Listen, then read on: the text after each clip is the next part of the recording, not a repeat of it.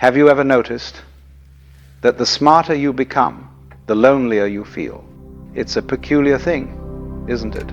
You'd think that intelligence would connect you to people, that seeing more, understanding more, would bring you closer to others. But it doesn't. Instead, it separates you. You walk into a room and everyone is laughing at something you don't find funny, talking about things that seem trivial, surface level, safe. And you smile, you nod, you play along, but inside you're somewhere else entirely. You're thinking about the conversation beneath the conversation, the patterns no one mentions, the questions no one's asking, and suddenly you realize you're alone. Not physically, but in every way that matters. This is the hidden cost of intelligence. The price nobody tells you about, the isolation that comes, not from being different, but from seeing differently. Let me tell you something about intelligent people, something that might explain why you feel the way you do. Intelligence isn't just about knowing more, it's about perceiving more, connecting dots that others don't see, following thoughts to their logical conclusions, even when those conclusions are uncomfortable. And here's the problem. Most people don't want to go there. They don't want to question the game. They want to play it. They don't want to examine the mask. They want to wear it. They don't want to wonder if the emperor has clothes. They want to complement the fabric. But you can't help it. You see the threads hanging loose. You notice the inconsistencies, the contradictions, the unspoken agreements everyone pretends are absolute truths. And when you point them out, even gently, even playfully, people get uncomfortable. Not because you're wrong, but because you're right. And being right about things people don't want to examine makes you dangerous. So they distance themselves. Not consciously, perhaps, not maliciously, but they do. They stop inviting you to things. They keep conversations shallow around you. They call you intense or overthinking or too serious. And you learn to keep your thoughts to yourself. You learn to dumb it down, to speak in half-truths, to laugh at jokes you don't find funny, to nod along with opinions you don't share. You learn to hide, because full honesty, you've discovered, is social suicide. Authentic expression is loneliness in motion. Being truly yourself means being truly alone. And so, intelligent people find themselves in this strange position.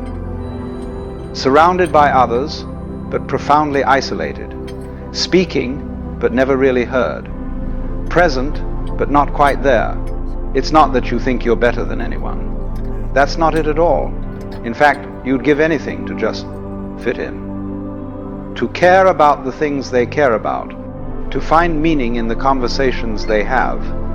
But you can't. You've seen too much, thought too deeply, gone too far down the rabbit hole to come back and pretend the surface is all there is. This is what people don't understand about intelligence. It's not a gift you can put down. It's not a switch you can turn off.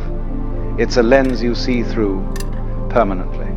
You can't unsee patterns once you've seen them. You can't unknow things once you know them. You can't go back to simple answers once you've understood the complexity. And most people, they're still living in the simple answers, the clean narratives, the comfortable illusions. They believe what they're told to believe. They want what they're told to want. They fear what they're told to fear, not because they're stupid, but because it's easier, safer, less lonely. But you can't do that anymore.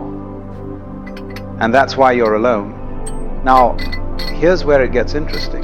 This loneliness you feel, this isolation, it comes in stages.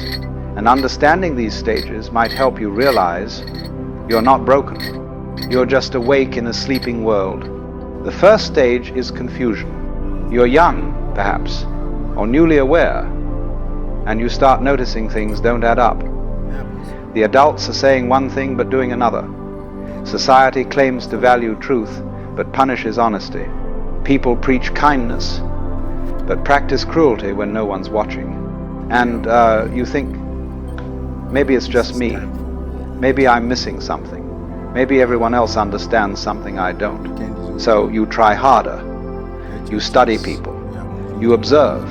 You analyze. You attempt to figure out the rules of the game everyone else seems to know instinctively. So you try harder. You study people. You observe. You analyze. You attempt to figure out the rules of the game everyone else seems to know instinctively. But the more you understand, the less it makes sense. The rules are arbitrary, the game is rigged, and everyone's pretending not to notice. That's when you enter the second stage, frustration. You try to explain what you see. You point out the contradictions. You ask the questions that expose the illusions.